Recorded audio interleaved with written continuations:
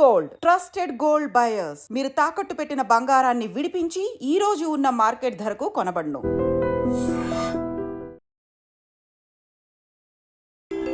నమామి నారాయణ పాద పంకజం కరోమి నారాయణ పూజనం సదా వదామి నారాయణ నామ నిర్మణో కరోమి నారాయణ తత్వమవ్యయం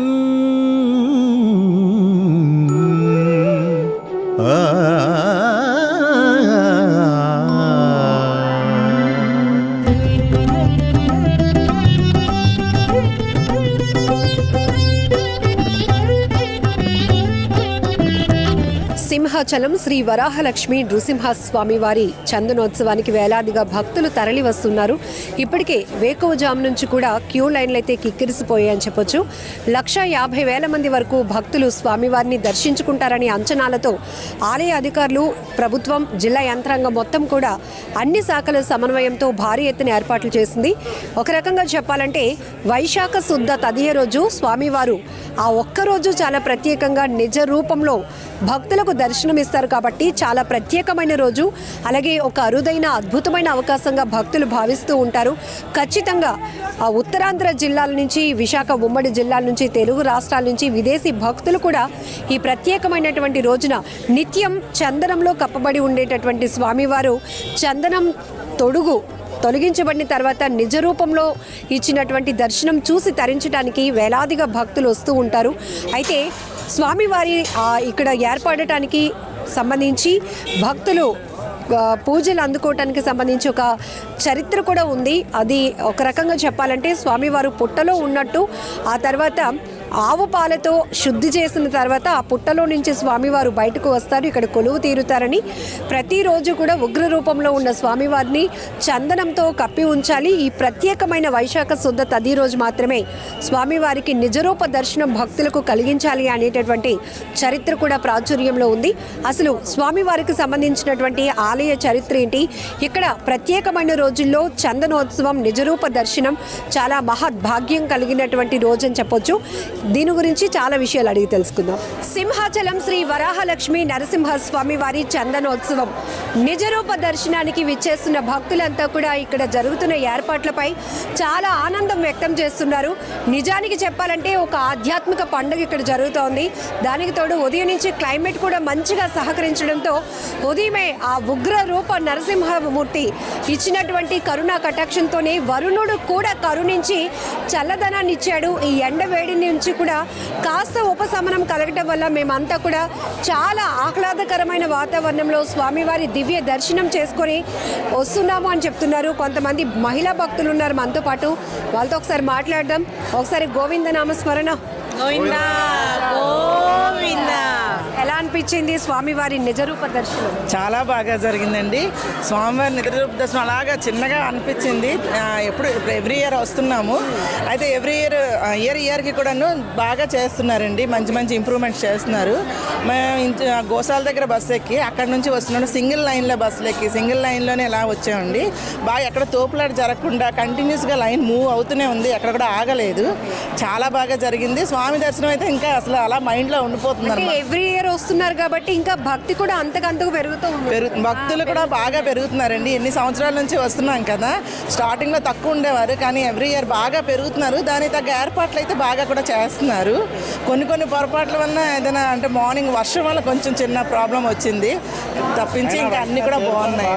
వైశాఖ శుద్ధ తదియ రోజు మాత్రమే స్వామివారు నిజ రూపంలో ఎందుకు దర్శనం ఇస్తారో మీలో ఎవరికైనా తెలిస్తే చెప్పగలుగుతారా? అంతైతే ఆ రోజు స్వామివారు కొండ మీద వెలిసారని చెప్పి ఇక్కడ మన ఈ కొండ తలమని చెప్పి దాని ద్వారా మనకి నరసింహస్వామి ఇక్కడ వెలిసారు. ఈ కొండ మీద వెలిసి ప్రహ్లాదుడికి చెప్పి ఇక్కడ ప్రహ్లాదుడిచే ఇక్కడ మందిరం కట్టించి ప్రతి సంవత్సరం కూడా వైశాఖ శుద్ధ తృతీయ నాడు అనమాట మన అందరికీ చందనోత్సవం అంటే స్వామి నిజరూప దర్శనం మనం డైరెక్ట్గా చూడలేక కొంత పూతతో మనకి దర్శనం ఇస్తున్నారు. తర్వాత మరో 3 విడతలుగా మిగతా పూతంతా కంప్లీట్ చేసి మిగతా సంవత్సరం అంతా చూపిస్తారు. స్వామిని మనం ఆ విధంగా పూర్తిగా దర్శించుకోలేము కనుక కొంత ఒలుస్తారు చందనం, కొంత పూసి మనకు దర్శనం ఇస్తున్నారు. వరాహ మరియు లక్ష్మీ నారసింహ 2 అవతారాలు కలిపి ఇక్కడ మనకి స్వామివారు ఉగ్రరూపుడు అంటారు. కానీ జనరల్గా మీరు దర్శనం చేసుకున్నప్పుడు మీ అనుభూతి ఏంటి? చాలా చక్కటి అనుభూతి అండి. అతను నిజంగా నిజరూప దర్శనం ఫస్ట్ టైం వచ్చాను నేను. చాలా ఎక్స్పీరియన్స్ చాలా బాగుందండి.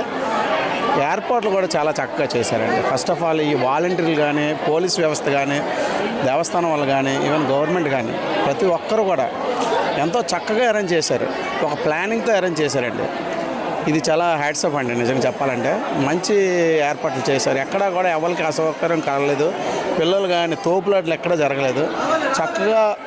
చక్కగా ఎలా వచ్చామో అలాగే వెళ్ళిపోయాం అన్నట్టు. స్మూత్గా అలా వాకింగ్లో వచ్చాం. అలా వాకింగ్లోనే సంవత్సరంలో ఒక్కరోజు మాత్రమే ఇది చాలా స్పెషల్ డే, ప్రత్యేకమైన రోజు. వేలాది మంది భక్తులు రావాలనుకుంటారు. కానీ వచ్చిన భక్తులకు అన్ని సౌకర్యాలు బాగుంటేనే ఇయర్కి కూడా భక్తుల సంఖ్య పెరుగుతుంది. ఏమనిపించింది ఇక్కడ ఏర్పాట్ల విషయం? బాగున్నాయండి, చాలా బాగున్నాయండి. ఎవ్రీ ఇయర్ కొంత ఇంప్రూవ్మెంట్ కనిపిస్తుంది. ఈ ఇయర్ అయితే మాకు బాగా అనిపించింది. ఎందుకంటే 1000-1500 ఇవన్నీ ఉన్నాయి కదా, మనకి ఎంతైనా టైం పడుతుందేమో. కానీ అలాగే ఏమీ జరగలేదు. వాళ్ళతో పాటు ఈక్వల్గా వెళ్ళినట్టే మాకు అనిపించింది. కానీ ఎక్కడ ఆగిపోయి మనల్ని ఉంచేసి వాళ్ళని ముందు అలాగే ఏమీ జరగలేదు. వాళ్ళని మమ్మల్ని కూడా క్యూలో ఒక్కొక్క లైన్లోని చక్కగా సపరేట్గా పంపించి బాగా చేయించారు. ఎవ్రీ ఇయర్ వస్తుంటారా మీరు? నేనైతే ఈ ఇయరే ఫస్ట్ వచ్చాను. మా ఫ్రెండ్స్ వచ్చారు. ముందు తెలుసుకున్నారా? తెలుసుకోవడం అంటే మా ఫ్రెండ్స్ అందరూ కలిసి టికెట్స్ అరేంజ్మెంట్స్ ఉన్నాయి అవన్నీ చెప్పారు. దాంతో టికెట్స్ చేసుకొని ఇలా వచ్చాము. స్వామి ఉగ్రరూపం అయినా సరే ఇక్కడికి వచ్చినప్పుడు మా అందరికీ శాంతమే అనిపించిందండి. స్వామిని చూసినప్పటికీ అంతా మనం మర్చిపోతాం. అంత అనుభూతితో ఉన్నాం అనమాట అందరం. చాలా ఆనందదాయకం, చాలా ఎమోషన్. స్వామిని చూసినప్పుడు మన కళ్ళు అంటే ఆనంద బాష్పాల కళ్ళు నీళ్ళు తిరిగాయి అనమాట. అంత ఇది అనిపించింది. అంటే తోపులాట్ లేక మాకు దర్శనం చాలా ప్రశాంతంగా జరిగిందండి. ఎంత బాగా జరిగిందండి. మీ ఆధ్యాత్మిక ఆనందం మీ కళ్ళల్లో కనపడుతోంది. స్వామివారిని చాలా చక్కని వాతావరణంలో అన్ని ఏర్పాట్ల మధ్య దర్శనం చేసుకోవడం అనిపిస్తోంది. ఇక్కడ మన భక్తులతో మాట్లాడుతున్నారు. చందనోత్సవానికి సంబంధించి చాలా పటిష్టమైన ఏర్పాట్లు జరిగాయి. అన్ని శాఖలు సమన్వయంతో వర్క్ చేయడం వల్ల వివిధ ప్రాంతాల నుంచి వచ్చే భక్తులు కూడా స్వామివారి దివ్య దర్శనాన్ని చాలా ఆహ్లాదకరంగా ఆధ్యాత్మికమైన అనుభూతితో చేసుకోవడానికి చాలా మంచి ఏర్పాట్లు జరిగాయి అనేటటువంటి ఆనందాన్ని, సంతోషాన్ని కూడా వీళ్ళు వ్యక్తం చేస్తున్నారు. నమస్తే మేడం. ఇక్కడ బయట వర్షం పడుతుందంటే దాని మీనింగ్ ఏమీ కాదు మేడం. అక్కడ లోన స్వామిది నిజరూప దర్శనం అంటే చందన సంవత్సరం అంతా ఉన్న చందనాన్ని ఈరోజు ఒలిచేసినట్టు మాట. స్వామి నిజరూప దర్శనం ఈరోజు అక్కడ అవుతుంది. ఆయన ఉగ్ర నరసింహ స్వామి కదా మేడం. దానివల్ల ఏంటంటే ప్రకృతి కూడా చల్లబరుస్తుంది అన్నమాట. ఆయన నిజరూపంగా మనం ఎవరిని చూడలేం. అంత పవర్ఫుల్ లక్ష్మీ నరసింహ స్వామి అంటే. సో దానివల్ల ఈ వర్షం పడడం అనేది ఆసామాష విషయం అయితే కాదు. ఆయన ఉగ్ర నరసింహస్వామిని చల్లపరచడానికే కేవలం ఈ వానదేవుడు సర్వదేవతలు వచ్చిందని. స్వామివారికి సంబంధించి ఒక చరిత్ర కూడా ఉంది. నేను పుట్టలో కొలువై ఉన్నాను, నన్ను బయటకు తీసి పూజించండి. అలాగే చందనోత్సవం అనేది ఒక్కరోజు మాత్రమే ఆయన నిజరూపంగా అంటే మా అమ్మగారి మీద వెంకటేశ్వర స్వామి వచ్చేవారు అండి. సో అమ్మ చెప్పేది ఇట్లాంటివి ఏమనేవారు అంటే స్వామిని మామూలుగా నిజరూపంగా అయితే మాత్రం దేవతలు కూడా చూడలేరు. అంత ఉగ్ర నరసింహ స్వామి ఆయన. అందుకని చెప్పి చందనోత్సవంకి ఖచ్చితంగా చినుకు పడవలసిందే. సో ఇలాంటి చిన్న చిన్న విషయాలు అమ్మ చెప్పేది. అందుకనే నేను అంత క్లారిటీగా చెప్పగలిగాను. అంతే. ఇంకా మీకేం తెలుసు స్వామివారి గురించి? ఏం ఒప్పుకున్నారు? ఈరోజు చూసింది చెప్పారు. యాక్చువల్లీ నాకు అతని ప్రాణం అండి. అంటే ఏదో కోరిక కోసం అని నేను ఎప్పుడు రాను. అతనికి నాకు చాలా ఎక్కువ బాండ్. ఇప్పుడు వచ్చింది కూడా ఏదో నేను ఎలా ఫీల్ అవుతున్నానంటే నా కోసమే వచ్చిందేమో అన్నట్టు ఫీల్ అవుతాను. అంటే కైండ్ ఆఫ్ సమ్ రిలేషన్ అనమాట. అంటే లైక్ ఒక ఫ్రెండ్ లాగా ఏదైనా ఇంకా కంప్లీట్గా నేను ఎక్కువ గాడ్ లాగా చూడను అనమాట. కంప్లీట్ అతనితో కనెక్ట్ అయిపోతాను. సో ప్రతిదీ చెప్పుకొని నేను నీకోసం వస్తున్నాను అది అని చెప్పేసి సో అలా కనెక్ట్ అనమాట. అందుకే స్పెషల్గా ప్రిపేర్ అయ్యారా? రెడీ అవ్వడం కానీ స్వామివారి? ఆబ్వియస్లీ అండి, ఎవరో పెళ్ళిళ్ళకే రెడీ అవుతాము. స్వామిని చూడడానికి ఆ మాత్రం రాకపోతే ఇంకెందుకు? స్వామి కోసమే. మరి మీకు క్యూ లైన్లో కొన్ని పాటలు భజనలు చేసుకుంటూ వెళ్తున్నారు. దానికోసం తెలుసా మీకేమైనా? యాక్చువల్లీ నాకు తెలీదు, బట్ మోస్ట్లీ విన్నాను అది విలేజ్లోనే ఎక్కడో ఫేమస్ అని. అది ఏంటంటే మనకి ఎవరికి అర్థమవుతుంది అనమాట. అది కొంతమంది ఒక ట్రైబల్ లాగా వాళ్ళు మాత్రమే చెప్తారు, అది ఒక్క స్వామికి మాత్రమే అర్థమవుతుంది అని చెప్పి మా మమ్మీ వాళ్ళు వచ్చిన వాళ్ళు ఒడిశా వాళ్ళు మత్స్యకారులు కూడా ఉన్నారు. వాళ్ళంతా కూడా ఏంటంటే స్వామి వారిని ఆహ్వానిస్తూ పాటలు పాడుతారు. అదేంటంటే మా అమ్మగారి మీదకి వెంకటేశ్వర స్వామి వచ్చేవారు కదా మేడం. వచ్చేటప్పుడు ఏంటంటే మా అమ్మగారి మీదకి వచ్చినప్పుడు ఒకసారి ఇలానే పాట రూపంలో వచ్చారు, మాకు అర్థం కాలేదు. సో అప్పుడు ఆయన అన్నారు, నేను నరుడి రూపంలో వచ్చి చెప్తానని నార్మల్గా చెప్పేవారు. సో ఇదంతా వర్ణింపు అంట. ఇప్పుడు వాళ్ళు పాడింది పాట అనుకుంటాం, మనకి అర్థం కాదు, కానీ స్వామి రాక కోసం పిలిచే ఇది.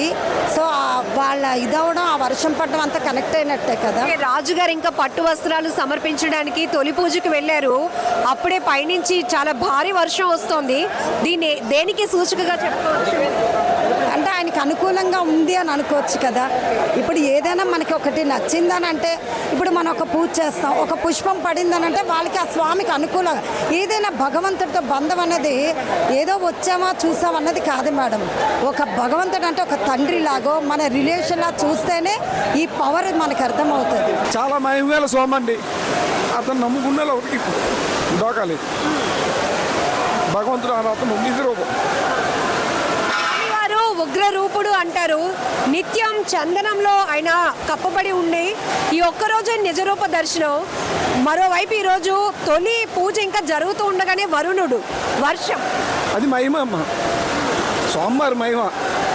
ఎక్కడి నుంచి వచ్చారు? మేము చీపురుపల్లి అండి, విజయనగరం జిల్లా.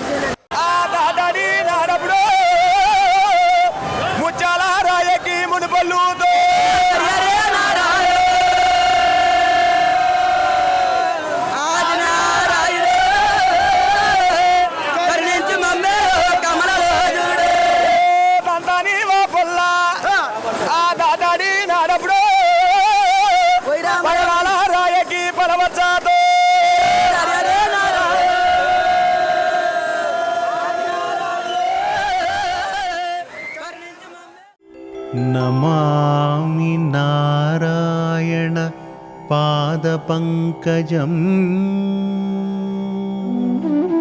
కరోమి నారాయణ పూజనం సదా వదామి నారాయణ నామ నిర్మణో కరోమి నారాయణ తత్వమవ్యయం.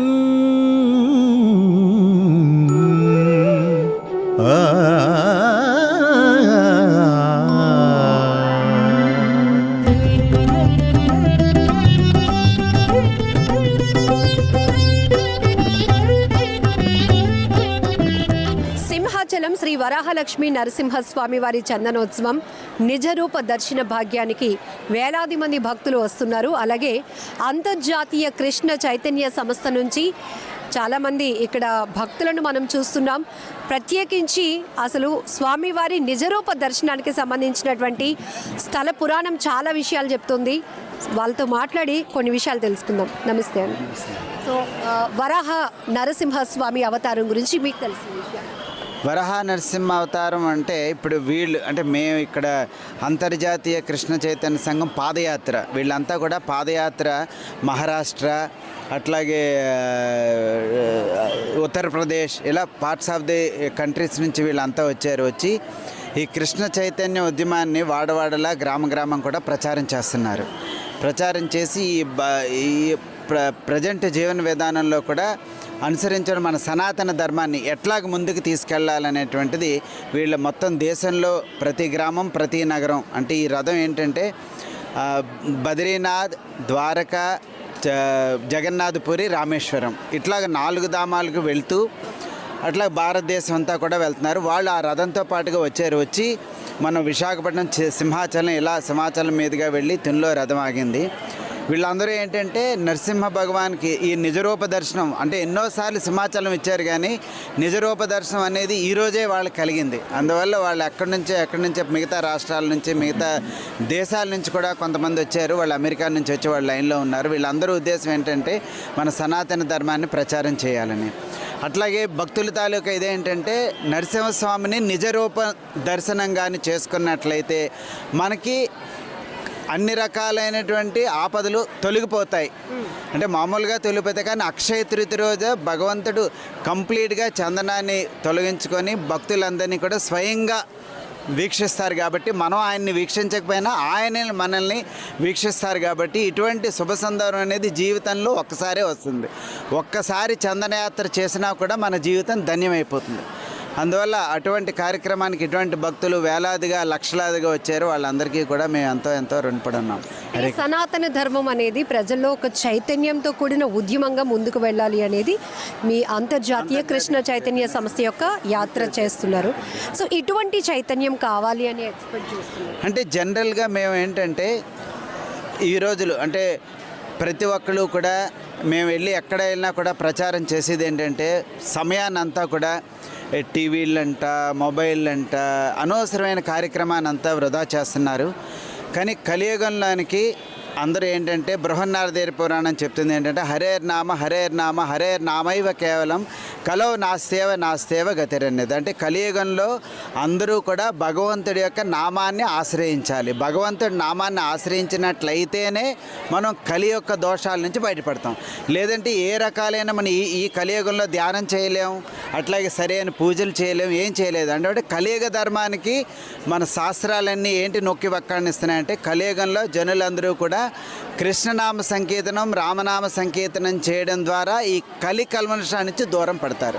ఎప్పుడైతే కలి కల్మషం దూరం అయిందో ప్రజల్లో శాంతి సుఖం ఉంటుంది. భగవద్గీతలో కృష్ణుడు చెప్తాడు కదా, భోక్తారాం యజ్ఞ తపసాం సర్వలోక మహేశ్వరం సుహృదం సర్వభూతానాం జ్ఞాతా మాం శాంతి మృష్యతి. అంటే ప్రపంచంలో ఉన్న జనులందరికీ సుఖం కావాలి, శాంతి కావాలి, ఆనందం కావాలంటే ఒకటే ఒక మార్గం ఏంటి, భగవంతుడికి శరణజొచ్చం. ప్రస్తుతానికి ప్రజలు మాకు సౌకర్యాలు ఉన్నాయి జీవితంలో అనుకుంటున్నారు కానీ మీరు చెప్పే ఈ సుఖం శాంతి అనేది ఎక్కడ కనెక్ట్ అవుతుంది? ఎక్కడ కూడా కనెక్ట్. మీరు ఎవరినైనా చూడండి, పెద్ద పెద్ద కోటీశ్వర్లు కానీ పెద్ద పెద్ద బిజినెస్ మ్యాన్లు కానీ పెద్ద హోదాలో ఉన్నటువంటి ప్రపంచం మొత్తం మీద ఎవ్వరూ కూడా శాంతిగా లేరు. ఎవరైనా మీరు చూడండి, అమెరికా ప్రెసిడెంట్ దగ్గర నుంచి ఇండియాలో పెద్ద బిజినెస్ మ్యాగ్నెట్ ఎవరైనా మీరు వెళ్ళి స్వయంగా అడిగారంటే మీరు సుఖంగా ఉన్నారంటే లేరు. ఎందుకు సుఖంగా లేరంటే వాళ్ళ ఆశలకు అంతు లేదు. ఎవరికైనా దీనితో నాకు ఆశ తీరిపోతుంది అన్నది లేదు. అందువల్ల వాళ్ళ యొక్క కోరికలు ప్రతిరోజు ప్రబలుతూనే ఉన్నాయి. ఆ కోరికలు తీరట్లేదు. కోరికలు తీరేటువంటి ఒకటే ఒక మార్గం ఏంటంటే భగవంతుడిని శరణజొచ్చడం, భగవంతుడి యొక్క నామాన్ని ఆశ్రయించడం. ఎప్పుడైతే అది ఆశ్రయించామో భగవంతుడి శరణజొచ్చామో మన కష్టాలన్నీ ఆ క్షణంతోనే పోయినట్టు. అంతేగాని ఈ భౌతిక ప్రపంచంలో మనం ఎంతకాలం వెంపర్లాడినా కూడా అది రాదు అని మన సనాతన ధర్మం భగవద్గీత, భాగవతం, ఈశోపనిషత్తు ఇట్లా గ్రంథాలన్నీ కూడా నొక్కి వక్కాణిస్తున్నాయి. అందరూ సుఖపడాలి, శాంతి పడాలంటే భగవంతుడి యొక్క నామాన్ని కీర్తించాలి, భగవంతుడి యొక్క శరణజొచ్చాలి. దైవ ఆరాధనలో మాత్రమే, దైవ మార్గంలో మాత్రమే ప్రతి మనిషికి నిత్య సంతోషం అనేది ఉంటుంది. ఈ విషయాన్ని ప్రతి ఒక్కరూ ఆధ్యాత్మిక పరిజ్ఞానంతో మాత్రమే తెలుసుకోగలుగుతారు. కాబట్టి ఈరోజు అంతర్జాతీయ కృష్ణ చైతన్య సంస్థ ప్రపంచవ్యాప్తంగా తమ యాత్రలను కొనసాగిస్తోంది. అలాగే చందనోత్సవం సందర్భంగా నిజరూప దర్శనంలో స్వామివారిని వరాహ లక్ష్మీ నరసింహ స్వామివారిని దర్శించుకుంటే కోరిన కోరికలు తీరుతాయి అనేటటువంటి ప్రగాఢమైన విశ్వాసం, నమ్మకంతో వేలాది మంది భక్తులు వస్తారు. కాబట్టి ఈరోజు మా యాత్ర ఈ కొండ వరకు చేరుకుంది. అలాగే ప్రజల్లో ఆధ్యాత్మికమైనటువంటి చింతన, ఆనందం వైపు ప్రతి ఒక్కరిని నడిపించాలనే ఉద్దేశంతోనే మా చైతన్యవంతమైన యాత్ర కొనసాగుతుందని కూడా వీళ్ళు చెప్తున్నారు. నమామి నారాయణ పాదపంకజం కరోమి నారాయణ పూజనం సదా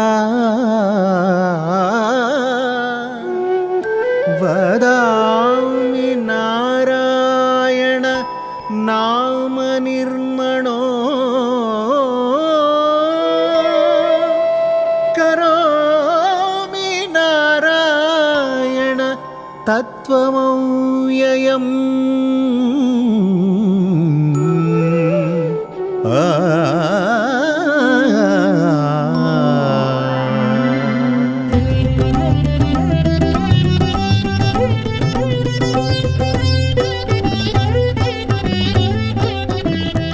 వైశాఖ శుద్ధ తదియ రోజు స్వామివారి నిజరూప దర్శనం ఒక అద్భుతమైన అవకాశం అనే చెప్పొచ్చు. సింహాచలం శ్రీ వరాహలక్ష్మి నరసింహ స్వామివారి ప్రతిరోజు మనం చందనోత్సవం రోజున ప్రత్యేకంగా మనం చూడొచ్చు. ప్రతిరోజు మనం ఒక రూపంలో చూస్తే స్వామివారి నిజరూప దర్శనం మాత్రం ఈ ఒక్క ప్రత్యేకమైన రోజున మనం చూస్తాం. 150,000 మంది వరకు భక్తులు స్వామివారిని ఈ ప్రత్యేకమైన రోజున నిజరూప దర్శనం కోసం తరలి రాబోతున్న దృశ్య అదే స్థాయిలో ఏర్పాట్లు కూడా జరిగాయి. అయితే స్వామివారి ఆలయానికి సంబంధించి చందనోత్సవం అంటే నిజరూప దర్శనానికి సంబంధించి ఒక ప్రత్యేకమైనటువంటి విశిష్టత ఉంది, చరిత్ర కూడా ఉంది. ఆ విషయాలు కూడా అడిగి తెలుసుకుందాం. మీరు పరమ భక్తులు, స్వామివారికి చందనోత్సవం రోజున అసలు ఏంటి నిజరూప దర్శనం దర్శించుకోవడం వల్ల ఎటువంటి భాగ్యం కలుగుతుంది? సుందరాయ శుభంగాయ మంగళాయ మహోజసే సింహశైల నివాసాయ శ్రీ నృసింహాయ మంగళం అంటూ నిత్యం కూడా కోట్లాది మంది భక్తులు ఆ స్వామిని కొలుస్తూ ఉంటారు. ఈ ఏడాది పొడవునా సుగంధభరిత చందనంలో కొలువుండే ఆ సింహాద్రినాథుడు ఒక్క వైశాఖ శుద్ధ తది నాడు మాత్రమే భక్తులకు తన నిజరూప దర్శనం గావిస్తారు. భక్తులంతా దీనిని చందనయాత్రగా చందనోత్సవంగా కూడా పిలవడం జరుగుతుంది.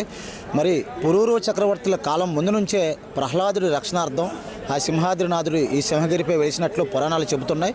ప్రహ్లాదుడు అనంతరం కూడా ఈ ఆలయం పునర్నిర్మింపబడింది. అయితే ప్రహ్లాదుడి తర్వాత కొంతకాలం స్వామి మరుగున పడిపోయారని ఇదే సమయంలో పురూరవ చక్రవర్తులు తన ఊర్వశితో కలిసి ఈ సింహగిరి పర్వతం మీద నుంచి ప్రయాణం చేస్తుండగా ఉన్నట్టుండి మరి చక్రవర్తి గారి పుష్పక విమానం ఆగిపోయినట్లు చరిత్ర చెబుతుంది. ఆ రోజు వాళ్ళు ఇద్దరూ కూడా ఇక్కడే బస చేయగా అయితే పురూరు చక్రవర్తికి ఏ విషయం తెలియక ఎందుకు ఆగిపోయిందో తెలియకపోయినప్పటికీ కూడా ఊర్వశి దేవకన్య కావడంతో తన దివ్య దృష్టితో ఇది అత్యంత మహిమాన్వితమైన సింహగిరి పర్వతమని, ఇక్కడ సింహాద్రినాథుడు ఇది వెలిసిన పర్వతమనే చెప్పగానే ఆ రోజు పురూరు చక్రవర్తి గారికి మన నృసింహస్వామి కలలో సాక్షాత్కరించి నేను ఇక్కడే ఒక 12 అడుగుల పుట్టలో ఉన్నాను, వెలికి తీయాలని ఆయనకి చెప్పడం. ఆ మరుసటి రోజు పురూరు చక్రవర్తులు సింహగిరి అంతా గాలిచ్చడం అయినప్పటికీ కూడా ఫలితం లేకపోవడంతో తిరిగి మరుసటి రోజు రాత్రికి తిరిగి కలలో స్వప్నంగా ఎక్కడున్నది కూడా క్లియర్గా స్పష్టంగా చెప్పడంతో పురూరు చక్రవర్తి ఆ విధంగా కూడా ఈ అడవులన్నీ కూడా వెతికి 12 అడుగుల పుట్టలో నుంచి నృసింహస్వామి విగ్రహం బయటికి వెలికి తీస్తాడు. అందుకనే స్వామివారి దేహం మీద ఎప్పుడు కూడా 12 మణుగుల చందనం ఉంటుంది. మరి ఈరోజు చందనోత్సవం రోజు రాత్రికి సహస్ర ఘటాభిషేకం అనంతరం కూడా తొలి విడత 3 మణుగులు చందనం సమర్పిస్తారు. తర్వాత వచ్చే వైశాఖ, జ్యేష్ఠ, ఆషాఢ పౌర్ణమిలో కూడా 3 మణుగులు చొప్పున ఏడాదిలో 4 విడతల కింద 12 మణుగుల చందనం సమర్పించడం సాంప్రదాయం. నృసింహస్వామి ఇక్కడ ఈ టెంపుల్లో బంగారు శాంతమూర్తిగా దర్శనమిస్తారు. ఇది ఎట్టి పరిస్థితుల్లో ఉగ్రరూపం కూడా కాదు. ఈ సింహగిరి పర్వతం అత్యంత మహిమాన్వితం. ఎక్కడ దాన ధర్మాలు చేసినా లేకపోతే స్వామిని దర్శించుకున్నా సరే ఎక్కడ ఎటువంటి ఆలయంలో రాని పుణ్యం ఇక్కడ వస్తుందని చెప్పేసి మన చరిత్ర చెబుతుంది. మనం ప్రయాగలో 1,00,000 మంది బ్రాహ్మణులకు భోజనం పెడితే ఇక్కడ ఒక్కరికి దానం చేస్తే అంత పుణ్యఫలం లభిస్తుంది. మరి ఒక్కరోజే కాబట్టి ఈరోజు ఎలాగైనా స్వామిని దర్శించుకోవాలని అందరూ కూడా భావిస్తుంటారు. మా చిన్నప్పటి నుంచి మాది గ్రామం కాబట్టి స్వామిని దర్శించుకోవడం ఆనవాయితీగా అలవాటుకు వస్తుంది. మరి ఈరోజు విపరీతమైన భక్తుల సంఖ్య కూడా పెరుగుతుంది. మీ అనుభవం ఏంటి? స్వామివారు అత్యంత మహిమాన్వితులు స్వామి. ఎందుకంటే దేశంలోనే నారసింహ క్షేత్రాలు అనేక ఉన్నప్పటికీ కూడా ఇక్కడ ప్రత్యేకత ఏంటంటే వరాహ నారసింహ అవతారాలతో కూడిన కలయిక ప్రపంచంలో మరి ఎక్కడా లేదు. 2 అవతారాల కలయిక. అందుకని ఇంతటి మహిమాన్వితుడు హిరణ్యాక్షుడు, హిరణ్యకశిపుడిని సంహరించిన 2 అవతారాల కలయిక ఈ ఆలయం ప్రత్యేకత. ఇటువంటి వైశాఖ శుద్ధ తది రోజున, అక్షయ తృతీయ రోజున స్వామిని దర్శించుకుంటే సర్వ పాపాలు హరించుకుపోతాయని, భక్తులు కోరుకున్న కోరికలన్నీ నెరవేరుతాయని అప్పన్న భక్తకోటి ప్రగాఢ విశ్వాసం. అంటే సింహాచలం స్వామివారికి సంబంధించి ప్రత్యేకమైన రోజులు కొన్ని ఉన్నాయి. అందులో ఒకటి చందనోత్సవం, 2 గిరి ప్రదక్షిణ. గిరి ప్రదక్షిణ రోజు కూడా కొంత లక్షలాది మంది తరలి వస్తూ ఉంటారు. గిరి ప్రదక్షిణ క్రమేపీ కూడా ఒకప్పుడు మా చిన్నప్పుడు వేలలో ఉండే సంఖ్య ఈరోజు లక్షలు దాటిపోయింది. 5 నుంచి 10 లక్షలు, లాస్ట్ ఇయర్ 10 లక్షలు దాటిరు జనాభా. ఎందుకంటే సింహగిరి 32 కిలోమీటర్ల వైశాల్యం చుట్టూ విస్తరించింది కాబట్టి ఈ సింహగిరి చుట్టూ ఎవరైతే భక్తితో ప్రదక్షిణ చేస్తారో వారు కోరుకున్న కోరికలు నెరవేరుతాయని, వారికి అదేవిధంగా వారికి ఇంకా వారి కుటుంబ సభ్యులు ఎప్పుడు కూడా ఆయురారోగ్యాలతో ఉంటారని ఒక సెంటిమెంట్తో ముడిపడిపోయింది. కాబట్టి చిన్న పెద్ద తారతమ్యం లేకుండా ప్రతి ఒక్కరు కూడా గిరి ప్రదక్షిణ చేస్తూ వస్తున్నారు. అలాగే వార్షిక కళ్యాణం కూడా మొన్న జరిగింది. సింహాద్రినాథుడు కొండ దిగువకు వచ్చే మకరవేట కానీ, అదేవిధంగా గజేంద్ర మోక్షం కానీ, తెప్పోత్సవం కానీ, ఇటువంటి ఉత్సవాలన్నీ కూడా ఈ ఆలయంలో ప్రత్యేకతలు. ఎక్కువగా మత్స్యకారులు తొలి పూజకు వస్తూ ఉంటారు అని విన్నాము. అది ఎందుకండి ప్రత్యేకత? అంటే మత్స్యకారులు ఏదైతే మత్స్యకార సామాజిక వర్గానికి ఉందో ఆ సామాజిక వర్గానికి చెందిందిగా లక్ష్మీదేవిగా చెబుతారు. క్షీరసాగర మదనంలో లక్ష్మీదేవి విష్ణుమూర్తి లక్ష్మీదేవిని వివాహం చేసుకున్నప్పటికీ కూడా సముద్రంలో దొరికింది. కాబట్టి ప్రతి ఏటా స్వామివారి వార్షిక కళ్యాణానికి రథోత్సవ బాధ్యతలు ఆడపిల్లవారి తరపున వారే ఈ రథోత్సవం నిర్వహించడం ఆనవాయితీగా వస్తుంది. కళ్యాణోత్సవంలో పెళ్లి పెద్దలు కూడా వాళ్ళే. బాగుంది, చాలా బాగుంది. ఏం లేదండి, ఇదే ఫస్ట్ ఇయర్ రావడం. ఇంకా అలానే వచ్చాము ఈ ఇయర్. ఇంకా ఇదే ఫస్ట్. గోపాలపట్నం నుంచి. Okay, thank you.